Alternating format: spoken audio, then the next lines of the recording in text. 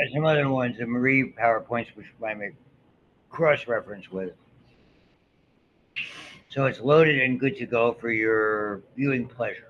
And I'll relabel this thing Unit 4 eventually. I did already relabel Unit 4 for you. Very good. Here's the outline.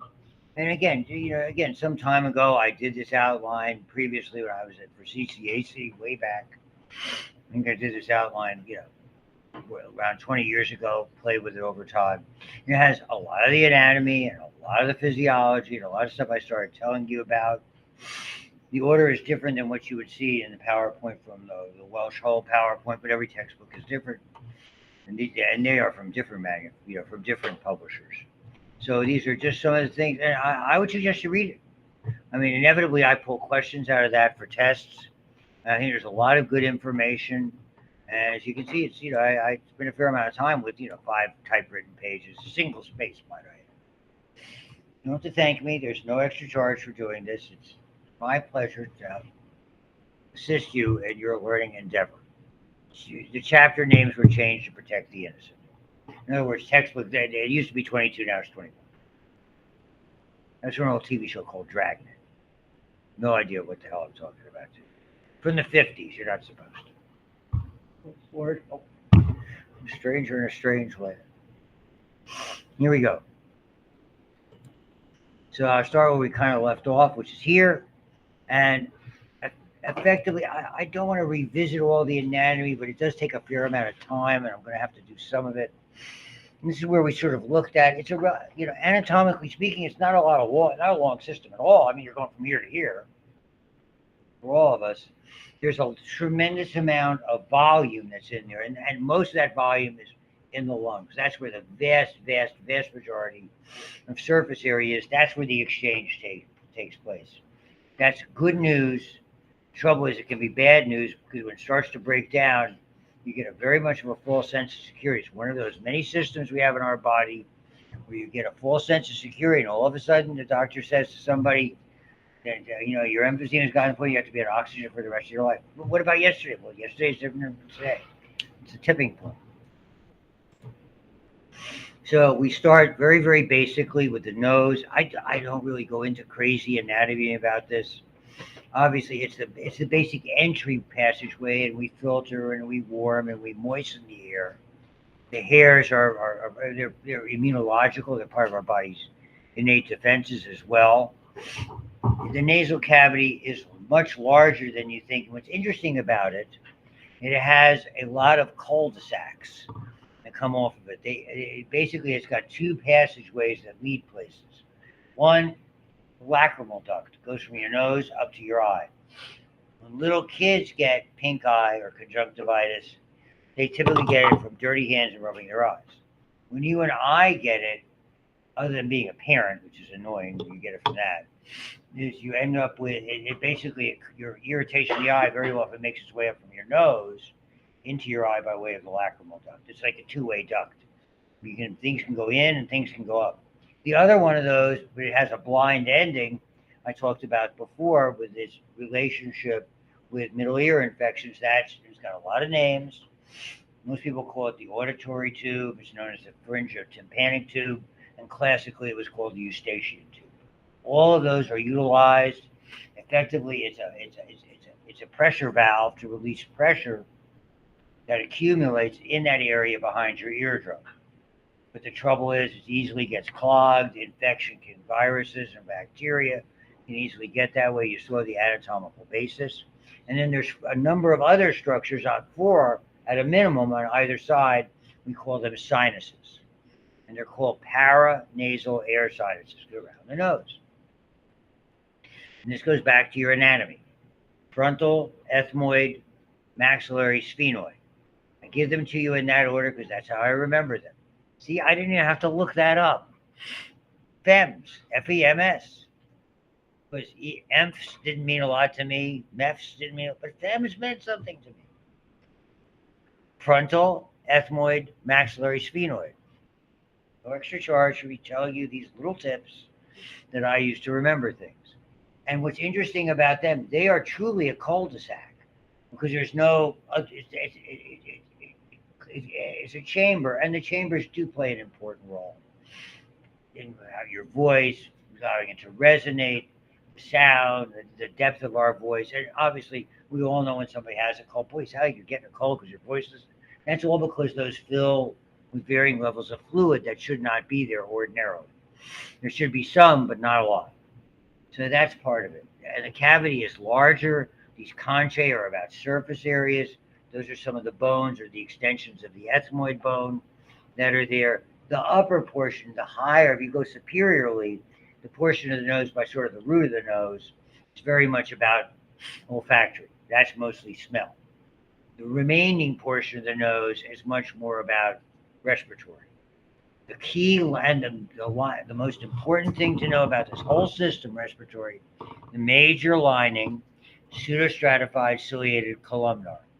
Once you're past the olfactory lining, the lining of your upper respiratory system, other than the areas close to the mouth, pseudostratified ciliated columnar. And in fact, they carry into the lower system because other than the area right around the trachea, they can right around the larynx, they continue in the trachea and even into the bronchi. The beauty of those epithelial cells is they're ciliated. And so they all produce mucus because they're interspersed with goblet cells, which is a variation of a columnar cell. Whenever you see columnar cells, there's goblet cells. And that mucus does what mucus does. It's sticky, it traps things, and the cilia basically sweep it in such a way that we can either swallow it or get rid of it in some way, shape, or form. So everything works that way. Thank you for demonstrating. Bless you. So, it's great because anybody coughs or sneezes. Ava was on a cough-a-thon before, so they were helping me present this. Feel free to sneeze. I'm terrible. So that's fine. All right. I mean, it's not the only thing. It's interesting. There's even like an erectile tissue. It's very odd that if you have a cold, sometimes you almost one side of the nose might be obstructed, but the other side you can get air through. It's almost by design. It really is by design that as one side begins to clog, the other side begins to clear, and you can sort of tell when you're better when you're not having that problem.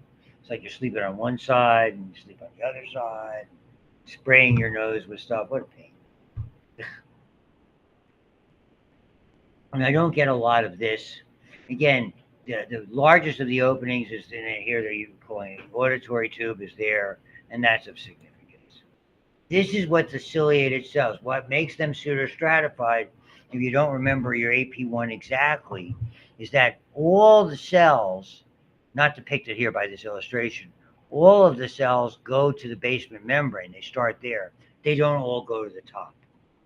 That's the difference. And the goblet cells are just that. They're sort of wide at the bottom, less at the top, and that's where the mucus. And you can see the cilia, and the cilia are the critical piece that moves this. And they're so terribly important that are there. Here are the sinuses, all the different things they do. Here are the names that I told you about, the resonation of your voice. And sinusitis, a lot of things can lead to it. Interestingly, the upper respiratory infections typically start in the nose. And I mean, so you're going to see, at least I point this out in my micro, that we have the same basic set of viruses and germs, if you will. The same set of bacteria cause middle ear infections, sinus infections, and indeed conjunctivitis. So there's a common origin. It's all coming from the nasal cavity. About a third of those are viral, and about 2/3 are bacterial. The ones that are more problematic are bacterial, because bacteria cause damage. And they're just showing an X-ray of it where you can see the sinuses, the hollow chambers where they're located. That's fine. And this is, unfortunately, I don't like doing this part, but I got to.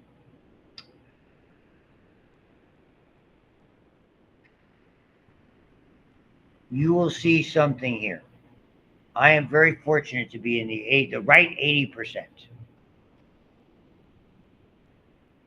However, understand, because of all the years that I smoked, you gauge a smoker when you do a history. Many of you in nursing, part of your assessment. Do you or did you smoke cigarettes? Yes, I do. How much do you smoke a day? Half a pack. And for how long have you been doing it? 10 years. So if that was accurate, and trust me, smokers lie. Patients lie all the time. They say a half a pack, it's a pack. If they say 10 years, it's at least 20. But we'll go with what they told you. A half a pack for 10 years, 5 pack years. That's what we call them. Once you accumulate about 20 pack years, that's about a pack a day for 20 years. At that point, you have permanently increased your risk of lung cancer. So I will have not had a cigarette in 17 years as of June 20th of this year.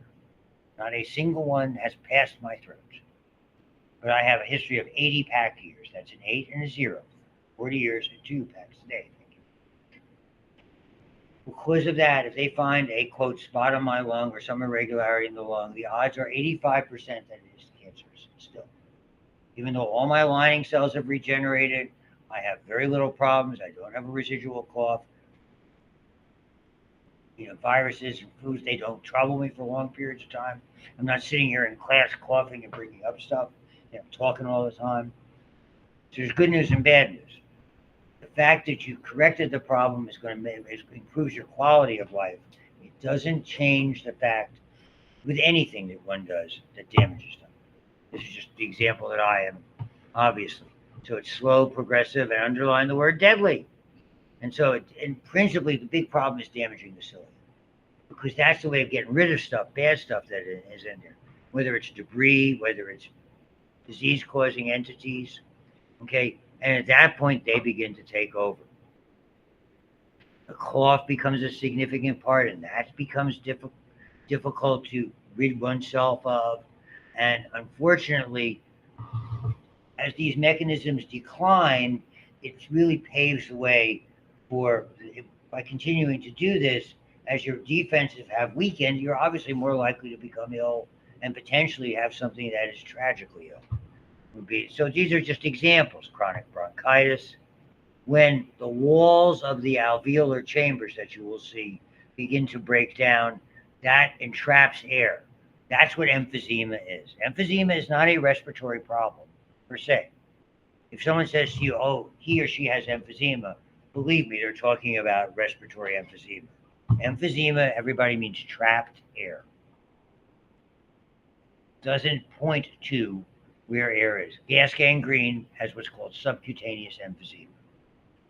In their case, the air is a gas. It's actually mostly carbon dioxide gas that's forming in there. But I digress with regard to it. So understand that's really what it means. And that entrapping the air means it takes up available space for you to be able to breathe. And you don't have the available viable space for oxygen and carbon dioxide to exchange. Again, right back to basics. In with the good air, out with the bad. You have less available surface area, and it's all about surface area in cells. And that means sooner or later you're going to be doing an activity with your heart that your lungs can't keep up with, and the two always have to be married. Cardiac output, minute volume. How much air you bring out, in and out each minute, how much blood you're circulating each minute. You've got to be able to make the two the same, or sooner or later something's got to give. And that kind of got to give is bad. So all of these types of things are part of it. And yes, secondhand smoke. Yes, environmental changes really aggravate that. I mean, ladies and gentlemen, we are residing in a city that was one of the worst for pollution in the United States. And that probably has changed over the last roughly 50 years. But prior, let's say, and even into the 60s, still pretty darn bad, because you had all the mills along Pick-a River. We got 3 of them to pick. Okay, whether it was up here along the Allegheny, you can see refineries, you can see mills. You go up on 65 on the other side, going up toward Ambridge and past there, going back down along the Mon. If you're going, if you're coming off the Parkway, oh my God, Steel Mill Central, and all sorts of chemical plants. They're still here.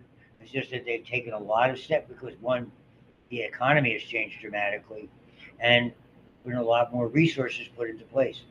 Interestingly, we are very, very close to one of the few places where there's still a lot of chemical and some pollution, major pollution causing problems. That's Neville Island.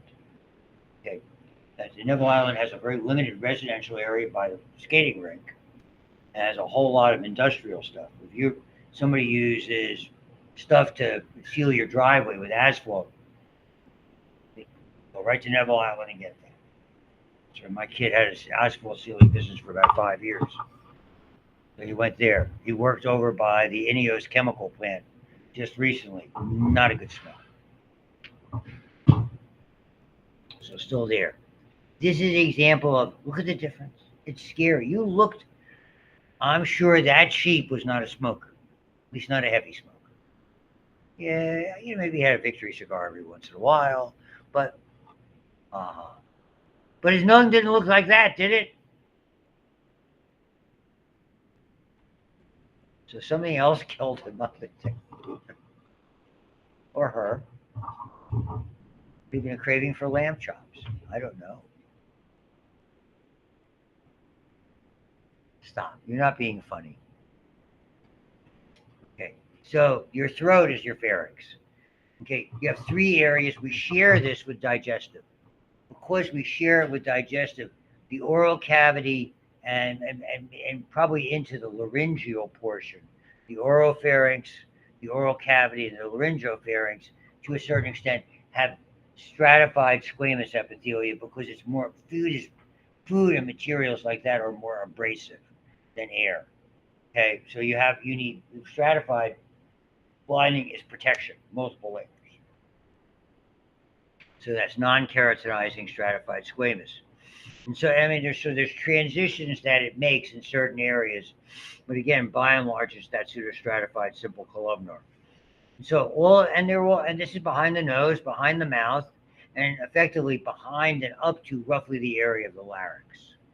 And that's really the divider. That's a shared pathway. And the structure that separates it is when we bring the air of the food, or a combination thereof, which we usually do, down to when we begin to swallow, we have a unique structure called the epiglottis. The epiglottis is unique for 2 reasons. One is one of the 2 pieces of elastic cartilage we have in our bodies. The other one is that part of your ear, external ear. And it flaps down and it covers the area leading into your voice box and eventually into your trachea and into your lungs so that food can pass behind it. And effectively that divide between at the larynx and the esophagus is really the end of the pharynx. You have 2 tubes, that one behind the other, and the esophagus is posterior to the continuation of the larynx into the trachea and into your glottis or voice box, as you will see shortly. The structural material of the respiratory system is cartilage. The only piece of that that's elastic I just described. Every other piece is hyaline cartilage. Whether it's the external part of your nose, whether it's your Adam's apple, whether it's the tracheal rings, whether it's the bronchial rings, they are all fibrocartilage. I beg your pardon, hyaline cartilage. That's important to remember. Hyaline cartilage inherently has a little bit of give to it compared to that. Okay? And so that plays a significant role as well. So as we look in this unique kind of a setup at the termination of the pharynx, effectively on the respiratory side, we have the larynx. And the larynx basically is this unique structure from which we speak. It contains our vocal cords and some elaborate cartilaginous protection that I will describe in a minute. The other part that is the next chapter that we do is digestive. And then we look after the pharynx, we look at the esophagus. And the esophagus being the tube that will lead into the stomach, and then small intestine, large intestine, you get the idea.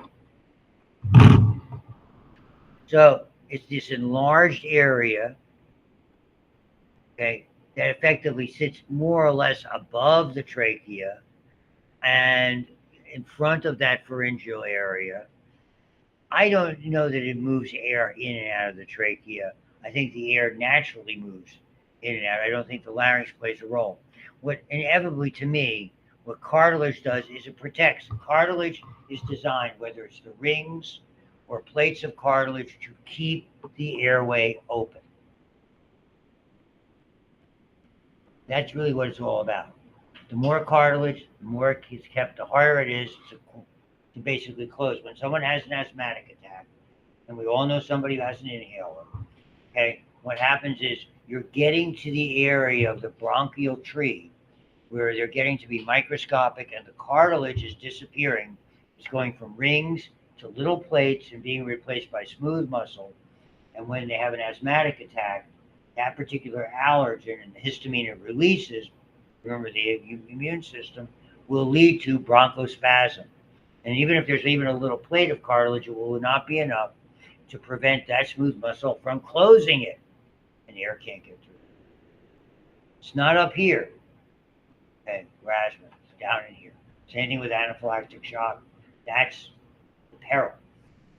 Sometimes we have to do, and you'll see a unit on this in a second, we have to basically punch a hole here called a tracheostomy. I mean, that's if there's been a traumatic event, if there was post-operative, there was surgery, there was an accident, there was a lot of bleeding, maybe there's a lot of different reasons. There's an obstruction there. Okay, all of those are reasons why sometimes you have to do a tracheotomy. We have a great landmark. You might remember from your first year in that first semester anatomy. You have a sternum. Okay, xiphoid process, body of sternum, manubrium. You have the notch. That notch is dead center. So that's your landmark. You use that as a place to make the cut, open it up, and look for a space in between the rings where you puncture the fiber. You don't want to go on the sides because you're dealing with the big blood vessels, jugular vein, carotid artery. You're going to kill somebody. I'm not suggesting you do that, but that's why surface anatomy is so important. I told the other, I mean, and this can happen a lot of times. It'll surprise you, the kind of stuff that can lead to somebody not being able to breathe. In this case, my first wife was the head nurse at the emergency room. We had about a 200-bed inner city hospital, general hospital, in Northville. I had to be less than 2-year-old. It's 50 years ago almost. She had the child. Take this to heart when you leave things around. The mom or the dad had one of those artificial fruit things, and the kid thought the grape was a real grape and swallowed it, got lodged. And it's an infant, and they did not, and they had instruments that could reach down there for an adult, but a child is very, very difficult. You really need special instrumentation. So she had to, as the ER nurse, she had to accompany this baby to Children's Hospital. It's not a short drive necessarily because of all the traffic. Children's Hospital in Philadelphia happens to be by the University of Pennsylvania, what they call University City. Our hospital is in North Philly. Yeah, relatively close to the Liberty Bell area, to the story about 2 big city blocks up, 8th and Girard. And so she had to take this ride, the ambulance, holding this baby effectively upside down. Because if the baby went level or upright until they could get there where they had the instrumentation and people with experience to deal with it so you wouldn't damage something. How's that? So, I mean, if you're going to go into a medical field and if you're going to go to a nursing field, expect the unexpected. It is wild. You never know what's going to happen. An emergency is like that. Emergency goes from absolute boredom to chaos. It's crazy. I loved it, but it's a young person's game. I mean, once the motor's going, boy, you go. So voila. These are things that maybe you got them before. There are 3 major cartilages whose names you should know. Certainly for lab, I would expect you to know them for me. I talked about the epiglottis. That should be an S, not a C. Okay. The largest, there are 2 effectively solid, circular, more or less surrounding cartilages.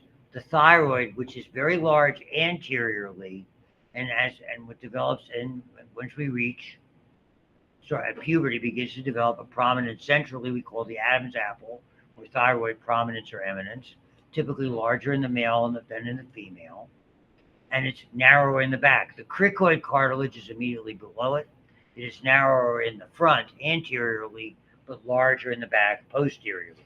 So they complement each other in that regard. Those are the two major protectors: thyroid anteriorly, the cricoid posteriorly of the larynx area. And within that area is the glottis, which is your voice box. So the epiglottis, again, is that unique, because it's elastic cartilage, not hyaline cartilage. There are other pieces here that play more of a role in speech, whose names you do not have to know. And get this, I don't even do anything on speech whatsoever, for two reasons. One, I don't understand it, and two, I'm not that interested. I don't, it's not, hey, I'm telling you straight up. I don't do physics, I don't do plants, I don't do speech. Sorry. That's not my teacup. They're not my cup of tea. Voila. So here, the other player in this, the hyoid bone. The hyoid bone is that interesting bone that's up here. That is the only bone that doesn't articulate or connect to another bone. It doesn't form. It forms in the tissue. It's really like, for muscles for speaking and swallowing, is really where it's sort of like an anchoring point. And you can almost palpate it above your Adam's apple. It's there. Here's the thyroid anterior. Here is the cricoid anterior. As you flip it, as you can see, that cricoid is a whole lot larger where the thyroid is not. Okay, the thyroid really narrows anterior. You can see the epiglottis is there. You see that illustration all the time. These are the vocal cords. I don't care if they're false, true. Maybe they're lying. Maybe they're not. Don't care. They could be fibbing. LWL, little white lies. Here they are. This is what it really looks like. So I'll buy it. You see that illustration all the time. What's that? I'm done. Tracheal rings. I'm sure you did these in lab. I want to review. They are about an inch in diameter, so not small. And it's about 5 inches, so that's when you do the centimeters, 2.5. Use that as a divide for 1 inch, or it's roughly 2.45. And it is very flexible. You saw that with the sheep. What's interesting about that is it's C-shaped and open posteriorly. That posterior, there's a muscle there that helps us expel things when we're choking. That helps us cough stuff up. It's called the trachealis muscle. And immediately behind that, and sort of sitting in that opening, is a flat tube that, like much of our alimentary canal, expands relatively easily, and it's called the epiglottis. Imagine if you had ingested, if you'd taken a very big bite of something that was firmer than you thought and swallowed it. If you did not have that sort of opening posteriorly and that little bit of give from the cartilage and the muscle, it would be, and we've all felt something, oh my God, it just didn't quite go down. That's not an unusual thing, because it doesn't take much to kind of feel that way, not so much to get stuck, but to feel that way. And so they tell you there's about 20 of those. I've seen authors vary as little as 12, as much to 20. They are ciliated again. They've got the goblet cells, and they terminate. We call it bifurcate. They fork into two bronchi. We call the main bronchi, right and left. And they differ. That's the other anatomical thing that's so important. You'll see the name of the cartilage again on this diagram is called the carina. It's a triangular cartilage that occurs at the termination of the trachea. And what it allows is the bronchi are not identical. They're very similar. They're similar in general in their construction. These are rings, no longer open. Rings of cartilage, a lot of fibrous material between them. But the right side is much more vertical. That's why things go down the right more so than the left. The left side has to kind of make a left turn. It's more horizontal. It's got to go over the heart. Okay, so it's wider and it's more declinated on the right. That, again, is another anatomical basis of disease. And, I mean, that's something that you certainly should know. That's there. Here's that structure, the carina. Now, the other thing to note is they're not the same. The right lung is technically larger. Certainly, the heart plays a role here, because that's going to occupy a certain amount of functional volume. Okay, the right side That main, we call the main bronchus, divides twice, once creating a secondary or lobar bronchi in the superior lobe, a second time for a middle lobe, and the continuation of it becomes the third division, the inferior bronchus or secondary bronchus or lobar bronchus. So you have the main or primary, you have the secondary or lobar. The difference on the left, you only have one division. The main bronchus continues to become the superior secondary lobar bronchus, and then the branch that comes off becomes inferior. So here you have superior and inferior. Here you have superior, middle, and inferior. Depending, this author is a little different. When it branches after this, these other branches that you can see here and here are called, they used to be called lobules. They changed the name. They're segments that are supplied. There are 10 segments on the right. That's consistent. This author says 8 segments on the left. The Marib author uses 9 or 10. So it's not a hard, yes, it's a little smaller. The segments are similar. In all likelihood, maybe, or there are a few less on the left, I'll buy that. But to me, anatomically, it's not a big deal. Functionally, they are very, very similar. So that's the thing to know. And it just keeps dividing. And you probably saw that if you took a look at the lung, it keeps dividing. If you felt that lung, the firm pieces that you could feel, they were bronchi that were getting successively smaller by 23 orders, mind you. So they divide around 23 times. When they get to the point where you no longer can see them or they're starting to disappear, those rings are being replaced by plates, and eventually those plates of cartilage are disappearing and it's only smooth muscle. At that point, that's where that spasm can include breathing relatively easily. That's there. So they're just showing that to you. So, and this is just summarizing. Now we call them tertiary bronchi. And then eventually, when they get to the point where the cartilage disappears, what you will see in those very, very tiny now microscopic tubules called respiratory bronchioles, they start to open into alveoli. The thing that protrudes from them will either be alveoli or large structures that lead to more alveoli. That is the start of what are called respiratory bronchioles. That's the definition. The terminal bronchiole is where the conducting system ends and the respiratory system begins. At this point, they are the first structures to conduct gas exchange, meaning the alveoli are now so close, simple diffusion can take over. You don't have to worry about moving air in or out. So conducting system ends at terminal, begins at respiratory. And whether it's a respiratory bronchiole or a duct coming off of it with a whole bunch of alveoli or alveoli themselves, effectively, that's where exchange.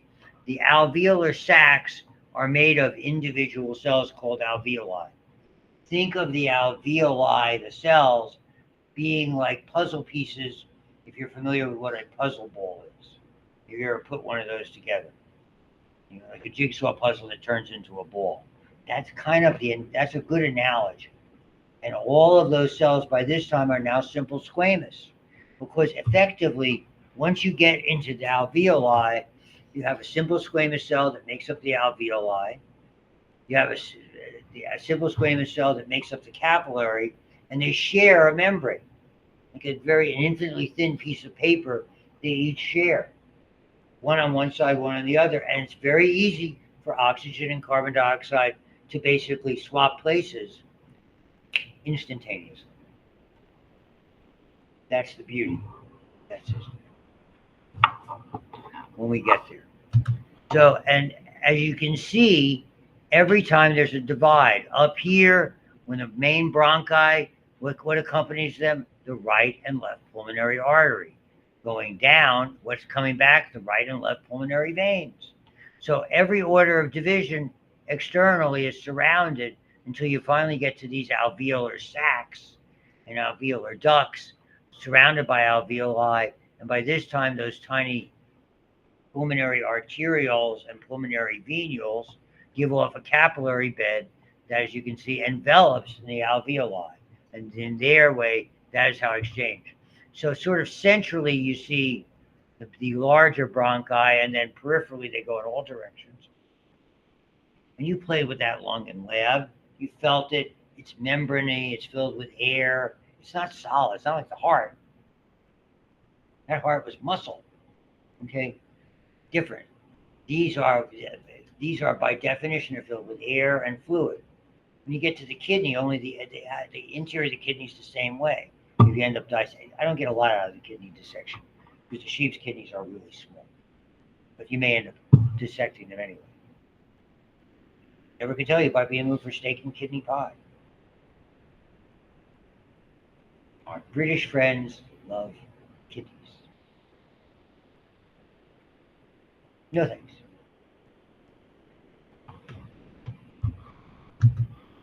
Here's all those orders. This is where you can imagine, this is what a healthy lung looks like. These are all the alveolar cells. Where it's darker, those would be connective tissue, maybe smooth muscle, maybe a certain amount of cartilage if it's particularly dark. What happens in emphysema is these begin to break down, and say a large area begins to get scarred and thickened, and this pocket, which has so much exchange capability, becomes one large enclosure without all of these, and the air gets trapped. That's how emphysema would look microscopically. They give you a good idea of here what it looks like in a micrograph. So you can see there's a lot of spaces for air, and every so often you'll see one.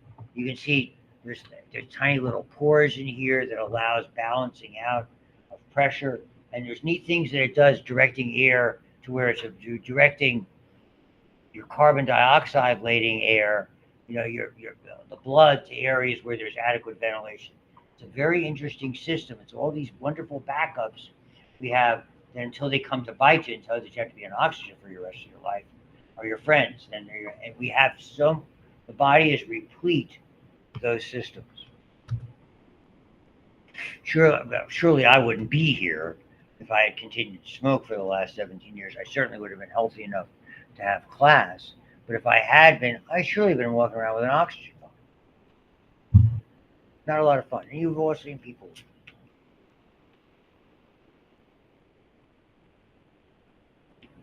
I just have my freshman. I don't leave home without it. Don't tell my wife. She doesn't like, all the sweetener. Not good for you. That, the phenylalanine, whatever that stuff is. Not helpful. You should drink more water. It doesn't taste like anything.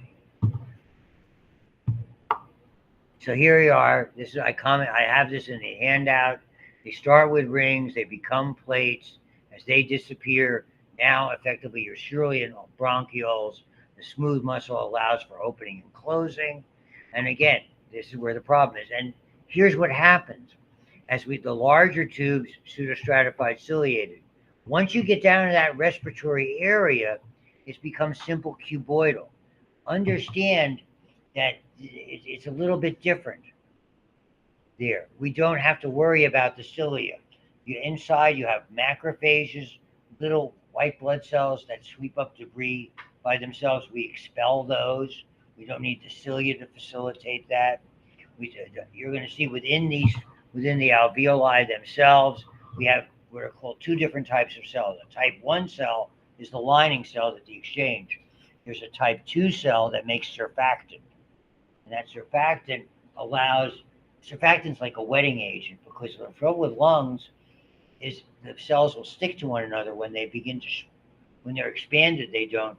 As they begin to compress down, they can adhere to one another, and these wetting agents allow them to expand. So that surfactant is critical. That's why premature babies don't make that until roughly somewhere around the 26th week of gestation. So now we make surfactant in the laboratory genetically, and that's why the preemies 23 and a half, 24 weeks can survive. Because we now it's a big problem with them is respiratory. I mean, if you have a preemie, a month preemie, that's not a big deal. assuming the care is right. My middle one's, I think, 35 weeks. So, I mean, he didn't have a ton of respiratory problems. I assume they treated him for some. By the time we met him, he was already 6 weeks old. So, I mean, and they had, and I understand he had other problems because, and everybody, I told everybody this. My daughter and my son were both born of special needs because they were poly drug addicted birth moms. They had to detox him, all sorts of stuff. He spent the first 2 weeks in ICU. He's fine now. Ask Addie. She saw a picture. She tell you about that? I thought she was having a moment. So he's 20 years older than she is.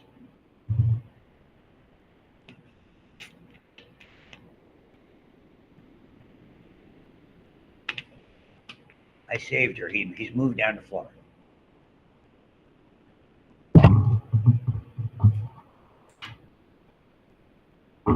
Okay. So all of these things. So this whole area has, again, it's all about moving the air in and out. The alveoli are for the exchange. Only with the alveoli can you have the exchange. So that's respiratory bronchioles all the way out. And again, oxygen and carbon dioxide trade places. And they're just showing it to you relatively clearly. Here's the shared membrane space. This is what I mean by the puzzle. You have basically a simple squamous cells. They have a lot of membrane. They're great for exchange. So carbon and dioxide move very, very freely. Not equally per se, as we'll get to when we talk about more of the physiology. This is just showing you how much space there is in the close proximity between alveoli, capillaries, how intricate it is.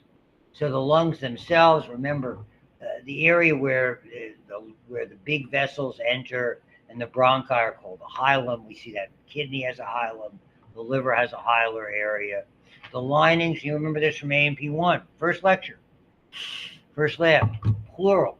They're independent cavities. What the beauty of that is, if they're damaged, if someone's in an accident, if it's a sharp force trauma, if they get a projectile, it could be a knife wound, could be. We saw all of these in the emergency room. Bad traffic accidents in the pre-airbag area. You could collapse the lung because it would happen is it would cause the pleura to tear. And there is a negative pressure in the lungs. The negative pressure is such that it's less than atmospheric pressure, which means that air, just with your mouth open and your nose open, it helps to keep the lungs inflated. But as soon as that violates that closed sac, air comes from the outside, collapses the lung. We got a fancy word for it. It's called atelectasis, and we always have to reinflate the lung right away. Because once it's closed, even with the presence of surfactant, then the lung collapses and the liners attach, they begin to adhere to one another. The longer they adhere, the harder they are to separate.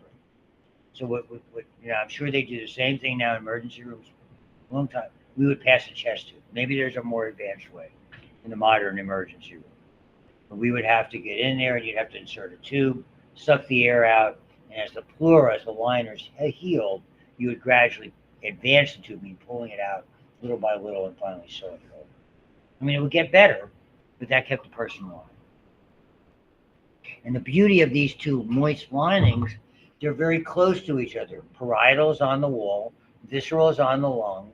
And what happens is when you inhale and your chest gets larger, it expands, it pulls out, and the diaphragm flattens, the lining, the surface tension of the fluid, pulls the lining of the visceral pleura on the lung and helps to expand it against the wall. So they work in concert together. That's something that assists you in breathing. So, and they show you a little bit of the illustration there. I mean, they're closed spaces. Yeah, there's indentations and stuff. The heart has its own little space. So this is all within the thoracic. And remember, this is called the mediastinum, the mid-sternal area.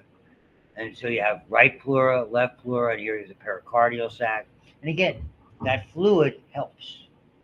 When there's too much of it or not enough of it, not so much help. And these are just some of the things historically that have caused problems. Asbestos was in a lot of things. It was in shingles and roof. Asbestosis is a big problem in older buildings. Some of them were grandfathered in. Mesotheliomas are rare and almost always caused by asbestos. As cancer of those linings, they are always deadly.